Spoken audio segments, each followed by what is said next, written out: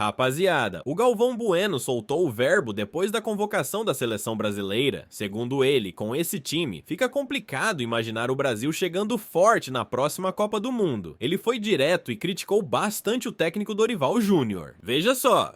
E hoje é um assunto importante, para mim sempre muito importante, não é o fato de eu estar mais narrando a seleção brasileira, que me afasta dela, continuo extremamente ligado, como estive nos últimos 50 anos de trabalho em televisão, em 13 Copas do Mundo, e aí consideramos amistosos, Copa das Confederações, Copa América, eliminatória, são centenas e centenas e centenas de jogos da seleção brasileira. Bom, para começar tem que falar dessa confusão toda, né? O Edinaldo era presidente, Edinaldo Rodrigues, e garantia que o técnico seria, depois do período interino do Fernando Diniz, já na Copa América, em julho, o técnico seria o Carlo Ancelotti, o Carleto Ancelotti, que renovou o contrato com o Real Madrid. Acabou a história. E aí, o Tribunal de Justiça do Rio de Janeiro coloca o Edinaldo Rodrigues para fora da CBF. Aí entra um presidente interino, foi quando eu disse, agora nós não temos presidente, não temos técnico, não temos time, não temos nada. Depois, numa canetada do ministro Gilmar, que vai ter que passar pelo plenário, mas as informações que a gente tem é que vai passar pelo plenário em fevereiro, então o Edinaldo volta e deve ser o presidente da CBF até final de 2025. Aí vem a surpresa. Se não vem mais o Ancelotti, se tinha escolhido o Fernando Diniz, por que demitiu o Fernando Diniz? Então ele também cria um fato novo nesse retorno dele, né? E aí chama o Dorival Júnior para ser técnico. E mais, chamou o Felipe Luiz para ser o diretor de seleções. É o que o Felipe Luiz não aceitou. Ele está focado no final dos cursos dele de técnico, ele quer ser técnico no Brasil, ele sonha ser técnico do Flamengo e quer mesmo depois ir para a Europa para levar o filho dele, que é muito bom de bola, para jogar futebol lá na Europa, e ele quer ser técnico de um time europeu para tentar até conquista de uma Champions. O sonho tem que ser grande mesmo, e o Felipe Luiz é muito inteligente. Então não temos ainda um diretor de futebol ou um diretor de seleções. Mas na apresentação de hoje, o Dorival Júnior foi Dorival Júnior. Aliás, deixa eu falar aqui. Saiu o Fernando Diniz, na minha cabeça, 3 nomes para que um fosse técnico da seleção. O Dorival Júnior, o Abel, o português trabalha excepcional no Palmeiras, e o Renato Portaluppi. A escolha foi do Dorival, apoio. Qualquer um dos 3 teriam condições de um excelente trabalho. Então, tenho certeza que o Dorival tem tudo para fazer um excelente trabalho. Ele deu uma entrevista coletiva longa, não se furtou de responder nada, não fugiu de nenhuma pergunta. Ele foi Dorival Júnior, ele é muito equilibrado, ele é muito elegante, e ele fala sem esconder as coisas, e assim foi mais uma vez. Mas eu anotei aqui alguns trechos de algumas coisas que ele fez questão de frisar. Ele falou em superação, ele falou em obrigação, ele falou em apoio, ele falou em mudança, ele falou em reversão desse momento tão ruim do futebol brasileiro, ele falou em Neymar e ele falou em Zagallo. Anotei alguns trechos aqui, alguns pontos que acho importante. Superação, ele citou, teve a força de citar que é possível superar qualquer coisa, porque ele teve, nos últimos anos, 2 problemas seríssimos de saúde em família. A esposa dele foi diagnosticada com um câncer agressivo, foi cuidada.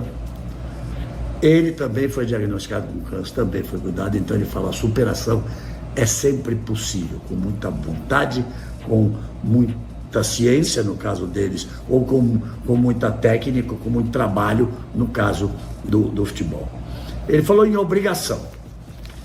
Essa já foi boa, porque disse que está lá para representar a seleção mais vencedora do planeta. Eu penso exatamente assim.